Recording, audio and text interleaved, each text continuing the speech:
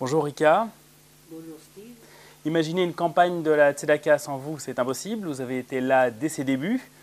Donc j'aimerais vous poser cette question. Qu'est-ce que cela a représenté pour vous d'être la première marraine de la Tzedaka? Ça, c'est une très bonne question, Steve, parce que au départ,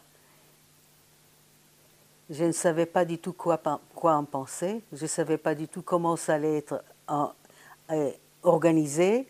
C'est Marcel Goldstein, le premier, qui a organisé, qui a eu cette idée-là et qui a commencé à organiser cela. Il m'a téléphoné, il m'a dit « Tu veux participer à la Tzedaka ?» Moi, je dis « Attends, qu'est-ce que ça veut dire la Tzedaka ?» Il dit « Toi, israélienne, tu ne sais pas qu'est-ce que c'est la Tzedaka ?» J'ai dit « Non, mais... » Ah, je dis « Mon grand-père m'a parlé de ça. C'est Tzedaka. Nous, les Israéliens, on ne dit pas les shva. Les deux points comme ça, un sur l'autre, shva. On ne dit pas Tzedaka. Il faut le dire. C'est juste de le dire. Mais en Israël, on ne le dit pas. Les sabres, ceux qui sont nés au pays, ne le disent pas. Alors Tzedaka, ça me fait tout drôle quand j'entends, parce qu'en hébreu, on dit Tzedaka. C'est plus difficile à dire, c'est vrai, mais c'est comme ça. Tzedaka. Et quand je me suis rappelé à nouveau ce que je parlais avec mon grand-père quand j'avais 12 ans, alors bien sûr que mon cœur était là-dedans, mais alors à 100%. À 100%. Et chaque année, mon mari et d'autres amis m'ont dit « Mais tu sais que tu engueules le public, que tu leur réclames des forces, de l'argent. » Je dis « Je ne vais pas les engueuler, ça va de soi. Mais il faut qu'on le remue, il faut qu'ils bougent. Il faut qu'ils se rendent compte qu'est-ce que ça veut dire de ne pas avoir assez d'argent pour finir le mois. Je veux qu'ils se rendent compte, et même si, Dieu merci, ils ne sont pas dans cette situation, il faut qu'ils se mettent dans la situation des autres.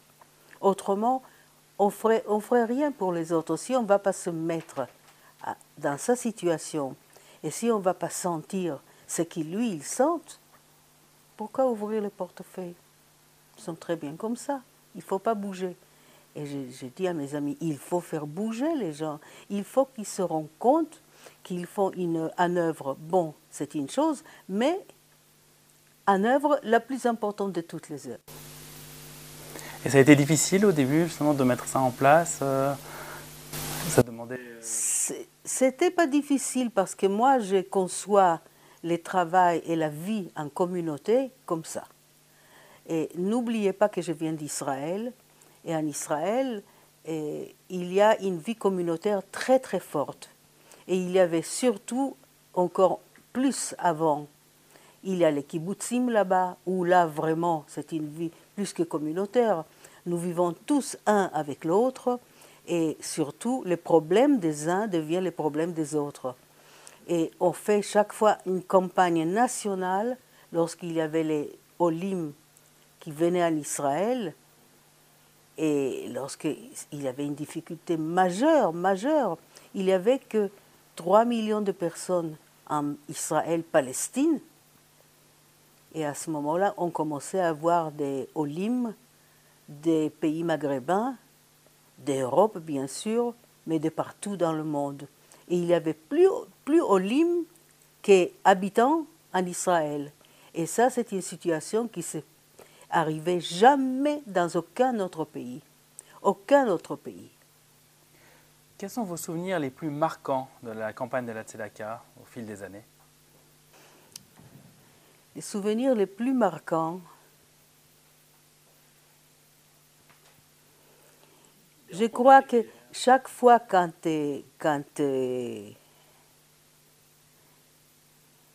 Gilou, mon copain, quand je lui dis « Mais qu'est-ce que vous avez fait cette année avec l'argent ?» C'est pas, je ne suis pas une contrôleuse, je ne vais pas lui contrôler, mais je vais savoir, je suis une femme pratique. On donne de l'argent, ok, ça allait où? On a fait quoi avec?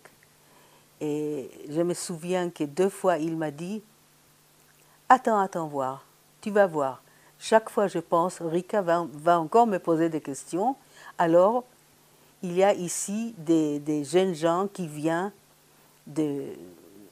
une de nos communautés dans la région parisienne, mais peut-être un peu plus loin. Et il y avait des jeunes gens, ils ont parlé de ce que la Tzedaka a fait, combien de repas ils avaient. C'est incroyable. Vous vous imaginez des repas comme ça, quand on parle de 7000 repas, de 10 000 repas, on ne peut pas imaginer ça sur la table, on ne peut pas imaginer que nous sommes là en train de manger. Donc finalement, ça ne nous touche pas tant que ça.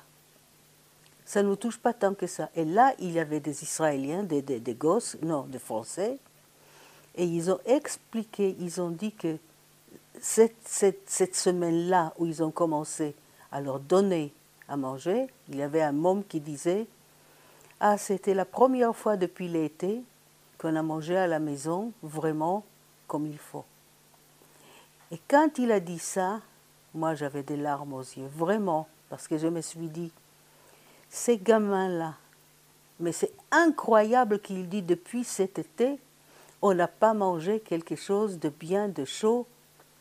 Et pour nous, c'était la première fois qu'on a commencé à manger quelque chose de chaud. Alors là, je me suis dit, là, cette œuvre-là, elle est sensationnelle.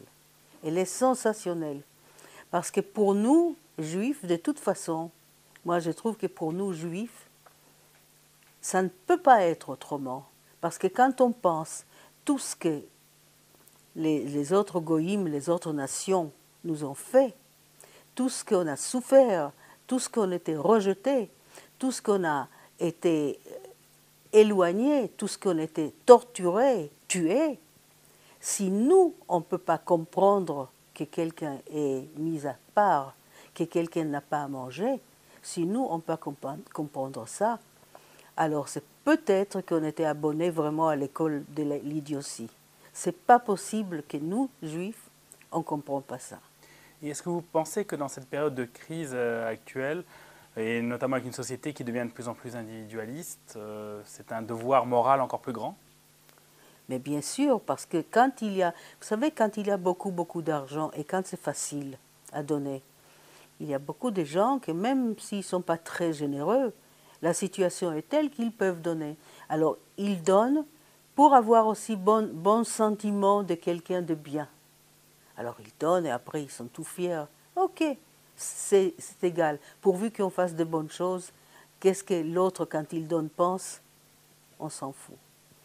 Mais quand la monnaie commence à être plus difficile à donner, quand les situations sont plus graves, quand tout vacille un peu,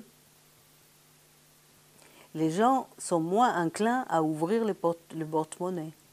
Parce qu'ils se disent, mais il y a aussi, quand je sors de chez moi, il y a ce pauvre homme qui est là depuis des mois et des mois. Il faut que je lui donne à lui aussi.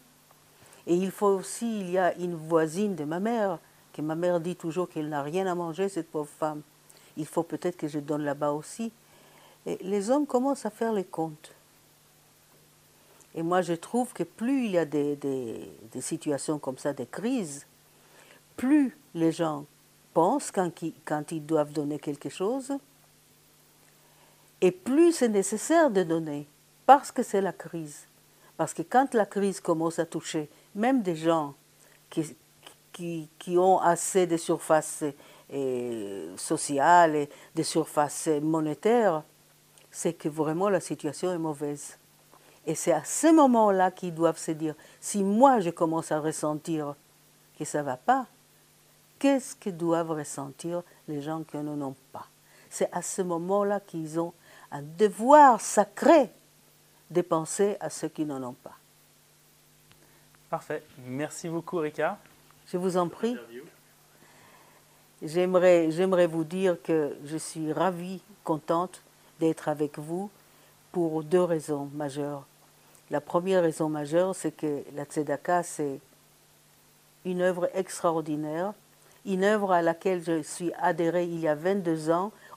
On fête aujourd'hui 20 ans de Tzedaka, mais entre nous, je peux vous dire que ça fait 22 ans de la Tzedaka, parce que moi, ça fait la 22e année que je viens participer à la Tzedaka. Parce que les 2 premières années, on les avait mis un tout petit peu comme ça, à part, parce que toute la communauté ne venait pas encore, tous les journalistes ne venaient pas encore, alors on a oublié un peu. Donc ça fait 22 ans qu'on fait la tzedaka. Ça, c'est la première raison. Et la deuxième raison, c'est que c'est les premières interviews que je donne depuis 5 ans, 5 années. Parce que vous savez très bien que j'avais, il y a 5 ans, l'AVC. Il y a 5 ans, j'étais à l'hôpital pour l'AVC. L'AVC, tout le monde connaît maintenant qu'est-ce que c'est. Et moi, ça m'a attaqué très, très durement. J'avais du mal à marcher, j'avais du mal à parler, j'avais du mal à penser. Et ça, c'est la première fois aujourd'hui que je reçois des journalistes, que je me maquille un peu et que je dis, bon, et voilà, je recommence le travail.